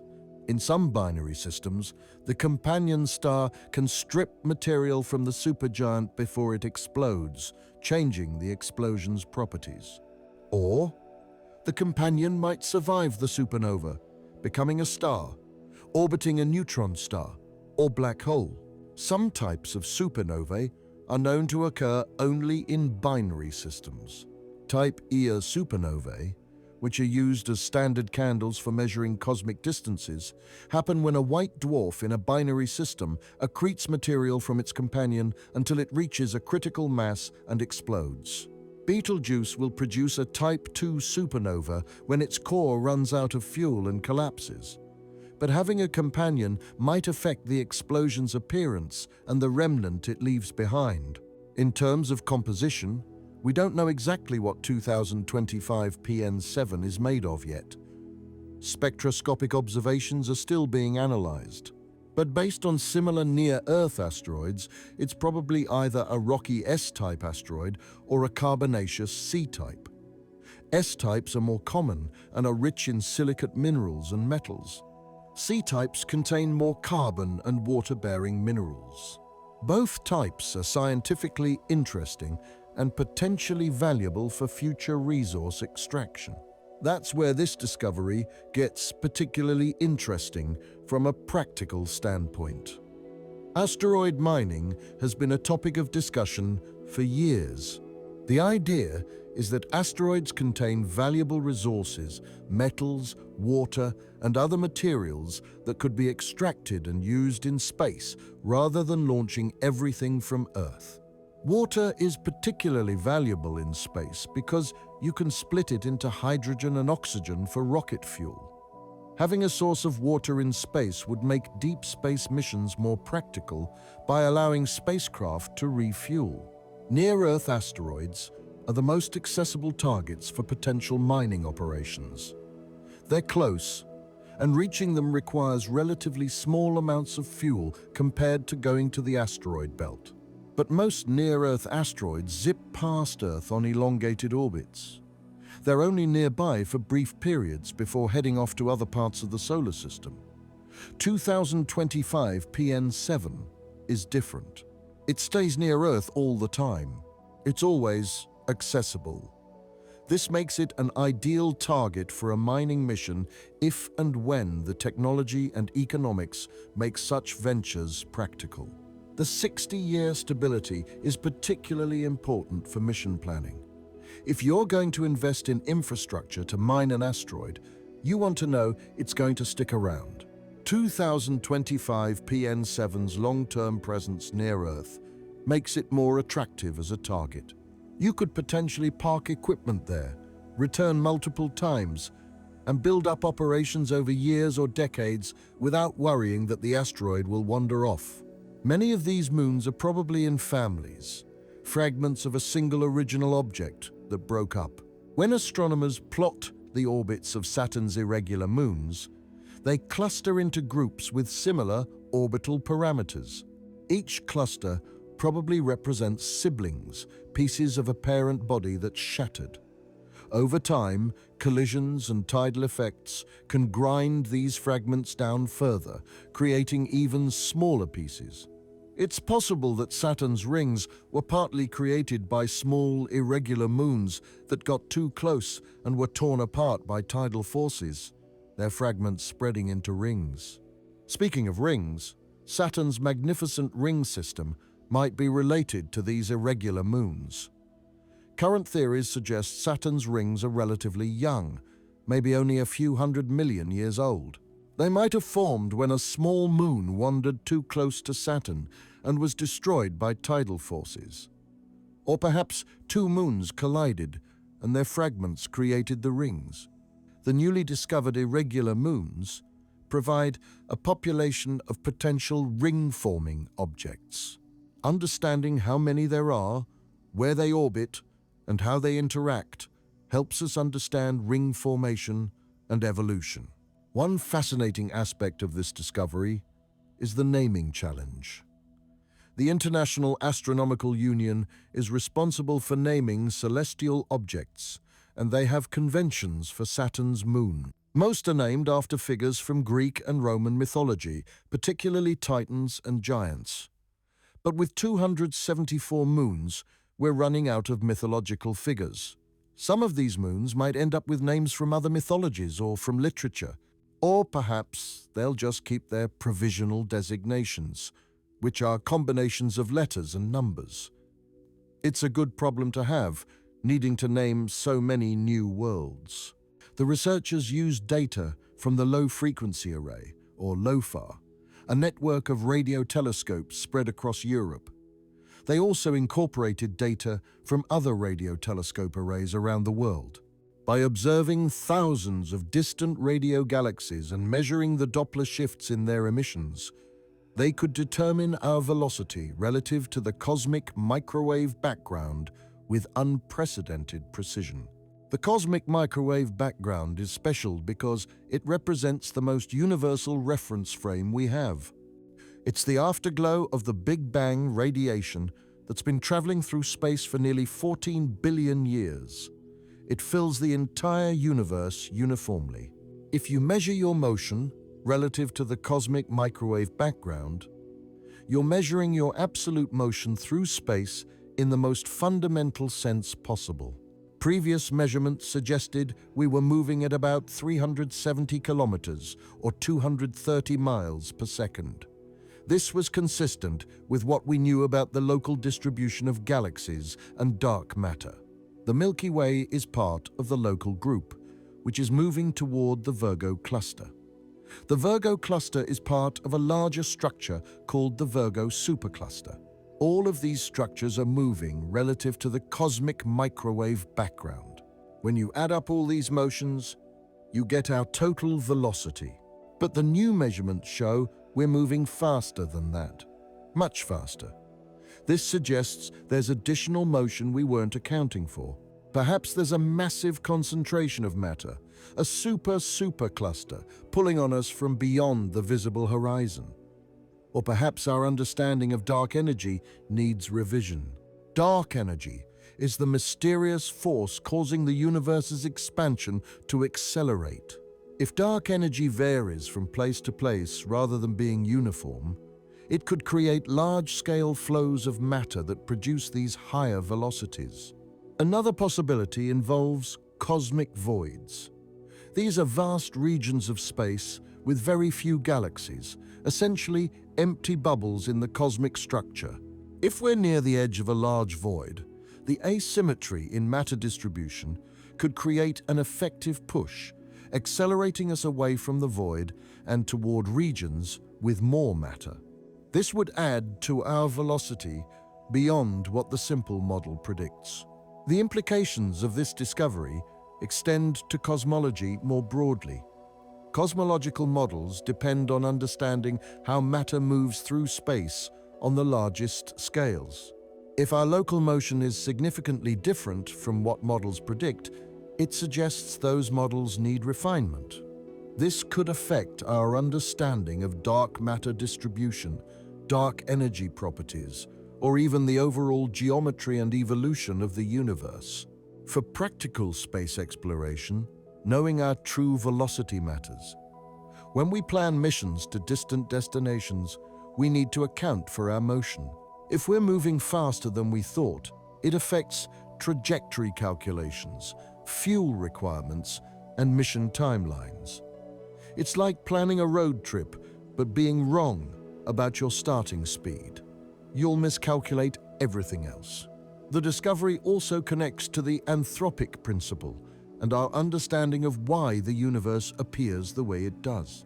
If large-scale velocities are higher than expected, it suggests the universe has more structure and more dynamic motion than our simplest models assume. This complexity might be necessary for galaxy formation, star formation, and ultimately the emergence of life. A universe with different large-scale dynamics might not have produced the conditions necessary for our existence. Looking at how this discovery was made reveals the power of modern radio astronomy. Radio telescopes can observe through dust and gas that blocks visible light. They can detect emissions from the most distant galaxies. And they can measure velocities with exquisite precision using the Doppler effect. The combination of multiple radio telescope arrays, advanced data processing, and sophisticated analysis techniques made this measurement possible. It's a reminder that astronomy continues to advance not just through bigger telescopes, but through better ways of using the instruments we have. The 2025 measurement of our solar system's motion will likely spark a flurry of follow-up studies.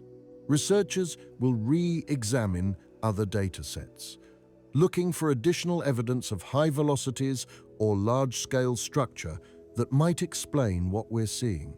They'll refine cosmological models, testing different scenarios to see which ones can reproduce the observations. And they'll plan new observations to measure our motion with even greater precision and look for the structures that might be causing it. This discovery reminds us that even the most basic facts about our cosmic environment can surprise us. We thought we knew where we were and how fast we were moving. We were significantly wrong about the latter. It's humbling, but also exciting. If we can be this wrong about something as fundamental as our velocity through space, what else might we discover? What other basic assumptions might turn out to need revision? In the end, the story of 2025 is a story about the joy of discovery.